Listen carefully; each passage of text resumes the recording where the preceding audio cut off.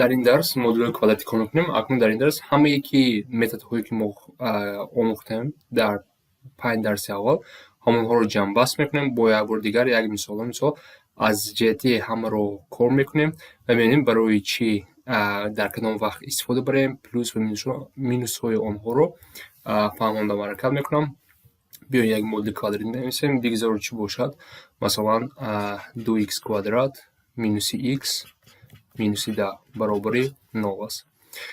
Ин модули чӣ кор мекунем? Якум методе ки ман фаҳмонда будам, ин ба қавсҳо ҷудо кардан. Ба қавсҳо ҷудо кардан чӣ ки дар вақте дошта бошем, мо минус 10-ро бояд ду адад ёфта бошем. Зарби онҳо минус 10 шавад ва ҷамъи он минус х дар ин ҷое ки 2 аст. Биё як бора ман нависам. 2х минуси 5 мешавад ва дуюмаш х ҷамъи 2 мешавад баробари 0. ва аз инҷо мо x-ро ёфта метавонем. X баробари 5 тақсими 2 аст ё ин ки x баробари минуси 2 аст. Албатта ки ин роҳро барои як бора кор кардан, бисёр мисол кор кардан дар кор, бояд бисёр машқ кардан дар кор ин методро барои насб фаҳмидан. Лекин минуси ин метод чи аст? Ба ҳамаи модулҳо истифода бурда намешавад. Ҳамаи модулҳо ба қавсҳо ҷудо карда наметавонем ба осонӣ. Ин метод барои мо фақат барои чӣ дар кор? Агар модули мо осон бошад. Масалан, бигзор чӣ модул дошта бошем? Агар модули осон, агар х квадрат минуси 6х ҷамъи 8 баробари 0 бошад. Масалан, ин намуди модулҳо квадратҳои пурра кардан шарт нест. Формулаи квадратӣ истифода набарен. Мисол аз ҳама роҳи осон аввал ба қавсҳо ҷудо кардан. Ягон метод дар ин ҷо дар кор нест. Фақат барое ки мисолҳои мо модулҳои квадратӣ осон дорем, барои ҳамон истифода барем. Агар бо ҳамин намуди саволҳо агар вохӯрем, бо роҳи осони кор кунем. Ин чӣ мешавад?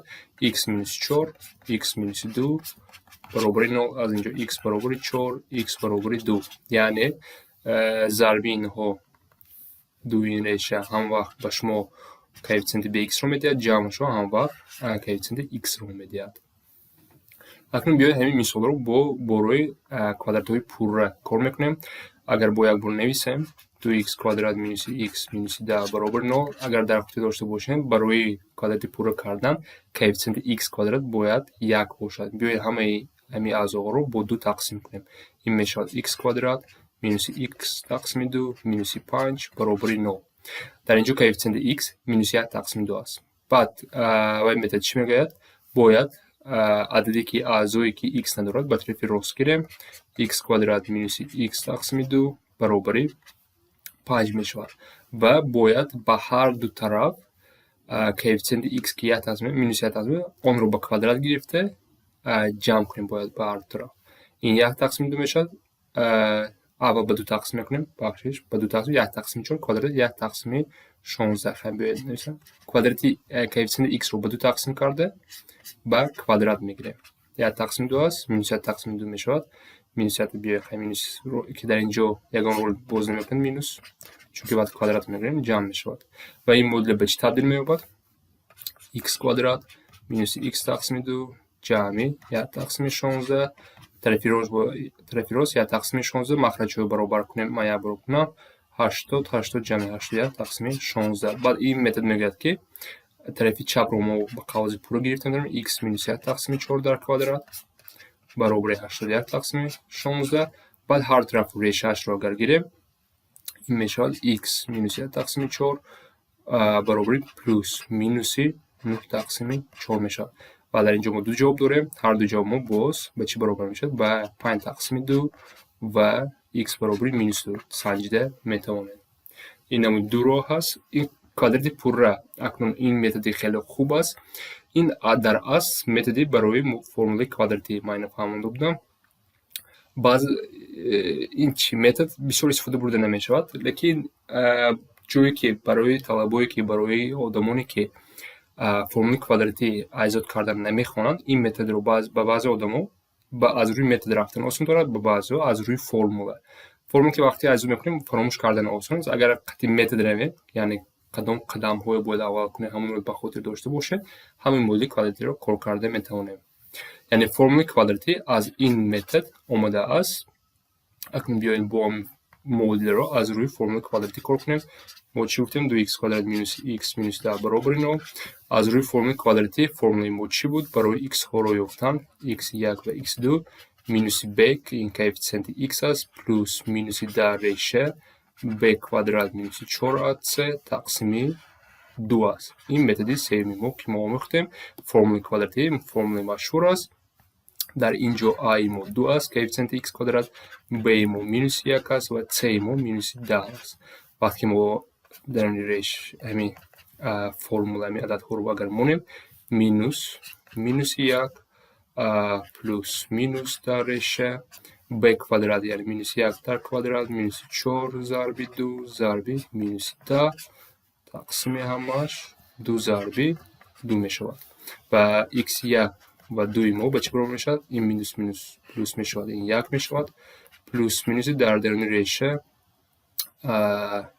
40 80 81 می شود یعنی 9 می شود تقسیم 4. در اینجا دو ریشه داریم x1 ما اگر مینوس را آور گیریم مینوس 2 می شود x2 ما برابر 10 تقسیم 4 یعنی 5 تقسیم 2 است. این متدی که ما استفاده بردیم از روی فرمول باید ایجاد کنیم. اگر فرمول دارید این متد رو استفاده برده میتونید. بعد یک راه نو رو فهمیده بودیم که گفتیم در دو سال اخیر خیلی مشهور است. در بعضی جاها سایت ها و کانال یوتیوب کانال ها برآمده بود صحبت کرده بودن.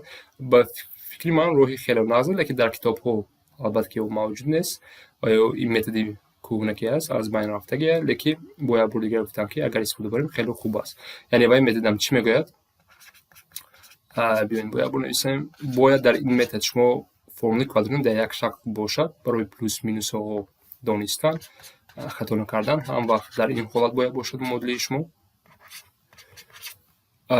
این به متد قابل جدا کنی مانند است لیکن در متد قابل جدا کنی ما از 3 می رفتیم باید دو عدد یابیم که ضربشون 3 شود جمعشون b شود لیکن در اینجا این متد میگوید که برعکس میرویم. البته که در این متد هم کوفیسیانت x کدام باید 1 شود. بیاین همش رو به 2 تقسیم میکنیم این میشود x کвадрат مینوس x تقسیم 2 مینوس 5 برابر 9. بعد متد میگوید که دو ریشه من از b رویم از جمعشون رویم. در اینجا 3 هم پلوس بود در اینجا مینوس شد. برای اون دقت باید کنیم فقط باید همین شکل رو گیرد. چیکار باید میکنیم دو ریشه من در اینجا کوفیسیانت 1 تقسیم 2 است هر جمع آنها 1 تقسیم 2 لیکن هر دوشون از جمع اون میان یعنی سوم میانه آنها در یک مسافه هستند.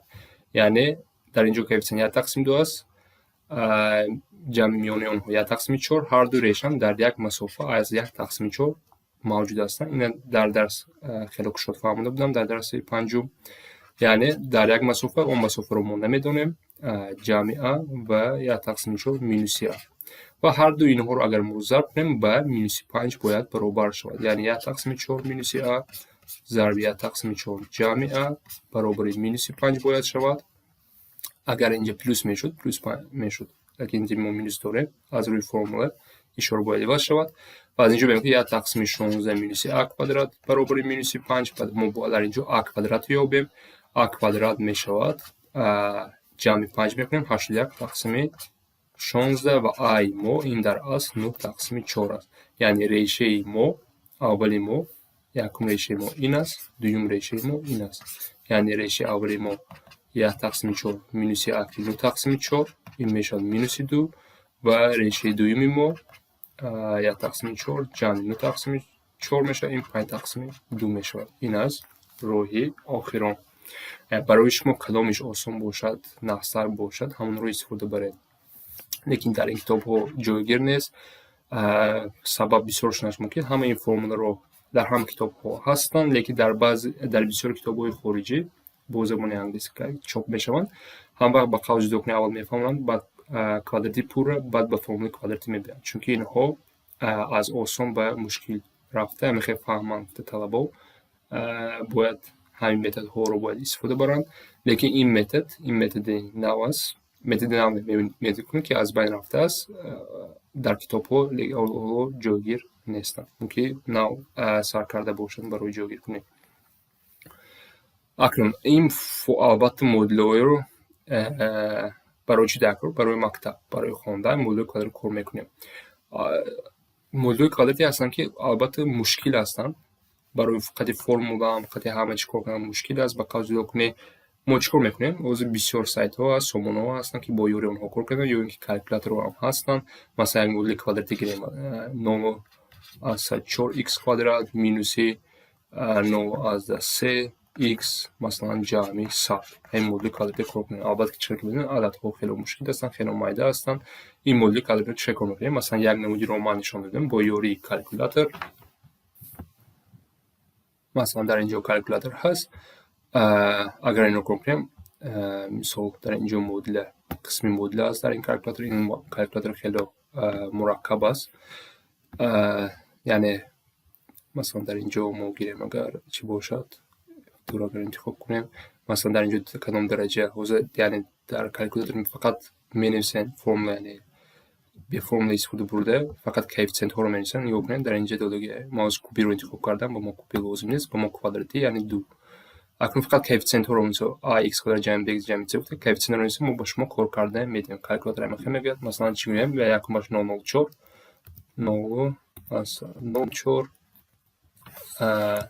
b мо минус 0,3 0,3 ва c мо 100 аст. ва албатта ки ин модулро кор кунам, ин комплекс мебарад. биёем инро иваз кунам. Агар ман модулро минус кунам, чунки дар инҷо модули комплекс мебарад бо ададҳои комплекс, ба мо лозим нест. биёем ман инро минус кунам, минуси 100 бигзор бошад ва ин коэффициентро иваз кунем, минус 100 кунем, минус 100 ва мегӯем ки кор кунем. чиқар ки мебинед, ду ҷавоб дорад.